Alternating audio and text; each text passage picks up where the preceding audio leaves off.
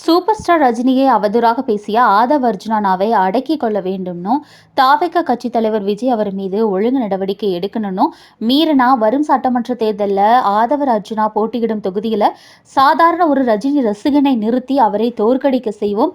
இதே நிலை நீடிச்சிச்சுன்னா தமிழகம் முழுவதும் விஜய் கட்சி பங்கேற்கிற கூட்டணியை எதிர்த்து ரஜினி ரசிகர்கள் தேர்தல் பணிபுரியும் நிலைக்கு தள்ளப்படுவார்கள்னும் 1996ஆம் ஆண்டு 7 நிமிட போட்டியில் தமிழ் மாநில காங்கிரஸ் அப்படிங்கிற கட்சியை உருவாக்கி 40 சட்டமன்ற தொகுதியை கைப்பற்ற செய்தது ரஜினியோட வாய்ஸ்னும், அப்போதைய ஆட்சி அமைவதற்கு காரணமா இருந்தவரும் ரஜினி தான். ரஜினியின் புகழுக்கு களங்கம் விளைவிக்க நினைத்தால் லாட்டரி சீட்டு வியாபாரியை கசக்கி பிழிந்து விடுவோம்னு மதுரையில ரஜினி ரசிகர்கள் ஆவேசமா பேட்டிகள் அளிச்சிருக்காங்க.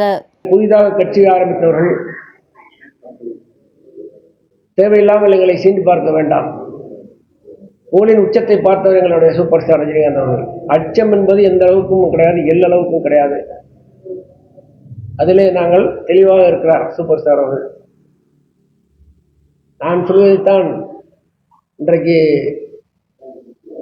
விசிகாவுடைய தலைவர் தொல் திருமாவளவும் அதே ஒளிர்ந்திருக்கின்றார்கள். எந்த காலத்திலும் நாங்கள் யாரை பார்த்தும் பயப்பட வேண்டியதும் இல்லை. நாங்கள் பார்க்காத புகழ் இல்லை, தலைவர் தொடாத உயரம் இல்லை. அவனையும் பார்த்து விட்டு வந்தவர் தான். அவருக்கு அரசியல் என்பது தேவையில்லை என்று, அதுவும் கொரோனா காலத்தில் அத்துணை பேரையும் பலிகடா ஆக்கிவிடக் கூடாது.